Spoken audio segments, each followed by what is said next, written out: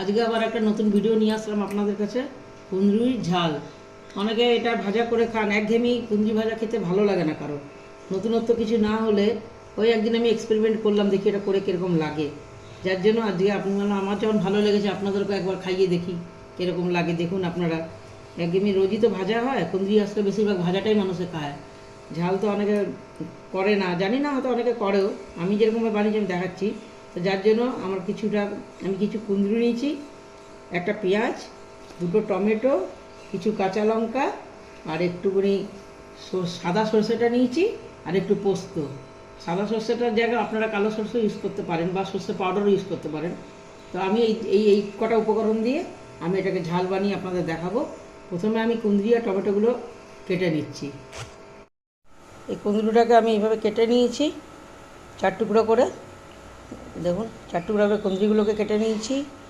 আর এদিকে পেঁয়াজটাকেও আমি কুচি কুচি করে নিয়েছি, টমেটো কুচি করে নিয়েছি, আর লঙ্কাটাকেও নিয়ে নিচ্ছি গোটা। এটাকে আমি কেটে কেটেই দেবো। অনেকে ঝাল পছন্দ করে না, তো বেটে লাভ নেই, এরকম কেটে দেওয়া আমি গোটায় ফেলে দিই বা ভেঙে দিয়ে দিই। এবার মশলাটা আমি পেস্ট করব। মশলাটাকে আমি পেস্ট করে রান্নায় যাব।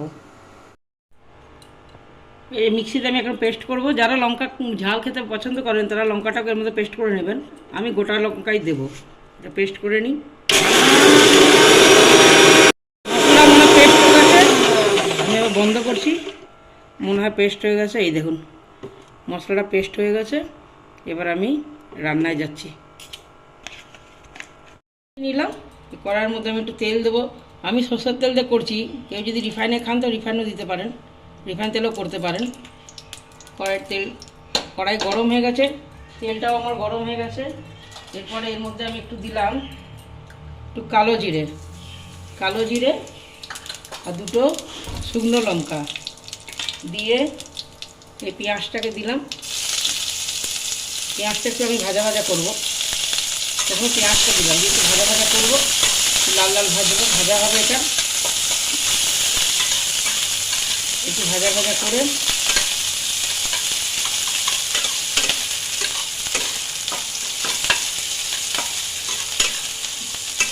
পেঁয়াজটা লাল লাল করে ভাজা হয়ে গেছে। এর মধ্যে আমি গোটা লঙ্কাটা ভেঙে দিয়ে দিচ্ছি। যারা যেরকম ঝাল খান ওই রকম লঙ্কা দেবেন। আমি যেরকম আগে বলেছি, অনেকে পেস্ট করে নিতে চাইলে পেস্টও করে নেবে লঙ্কাটা। দেখুন কীরকম লাল লাল আমার হয়ে গেছে, পেঁয়াজ ভাজাটা লাল লাল হয়ে গেছে। এরপরে আমি এর মধ্যে কুঁদরিগুলোকে দিয়ে দেবো। কাটা কুঁদরিগুলোকে দিয়ে দিব। এই কুঁদরিগুলোকে আমি পুরো লাল করে একটু ভাজা ভাজা করবো। প্রথমে নেড়ে একটু ঢেকে দিলাম। ঢেকে দেওয়ার পর একটু ভাজা ভাজা হোক। আঁচটা একটুখানি কমিয়ে নেবেন, একদম হাই আঁচে করবেন না, মিডিয়াম আঁচে এটাকে ভাজবেন। এটা ভাজা হোক, একটু ঢেকে দিলাম কিছুক্ষণের জন্য। আমি ঢাকনাটাকে খুলে দেখি ভাজা হয়েছে কি না। আর একটু ভাজা হবে, মোটামুটি ভাজা হয়েই এসছে। এর উপরে আমি একদম নরম করে ভাজবেন। যখন দেখবেন একদম নরম সবজিগুলো ভাজা ভাজা হয়ে গেছে, তখন আপনি করবেন। দেখুন আর একটু ভাজা হবে। আমি আরেকটু ঢেকে দিলাম, এটাকে আরেকটু ঢেকে দিলাম, আরেকটু ভাজা হোক। খুলে দেখছি ভাজাটা হয়েই এসছে। এর মধ্যে আমি এখন আপনার দেব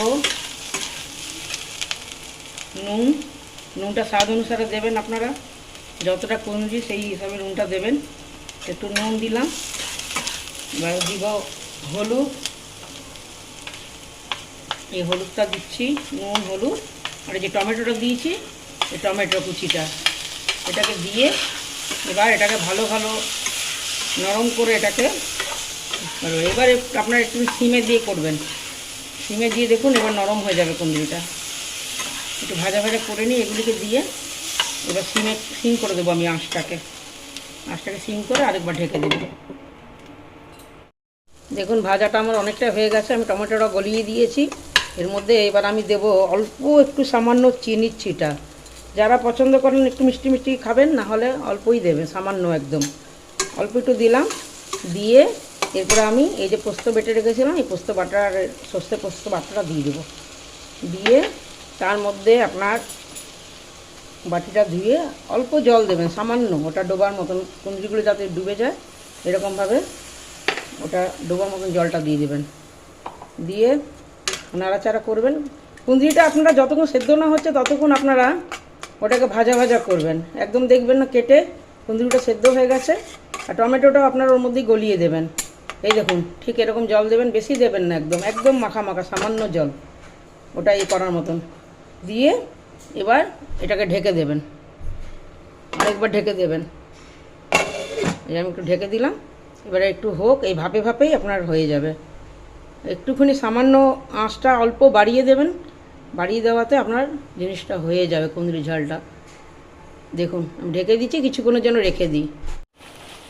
যাদের ধনে পাতা আছে উপর থেকে ছিটিয়ে দিতে পারেন। কুঁদরি ঝালটা মাখা মাখা হয়ে গেছে, এবার এটা নামাবো। নামাবার আগে অল্প একটুখানি সর্ষের তেল আপনারা উপর থেকে দিয়ে দিবেন।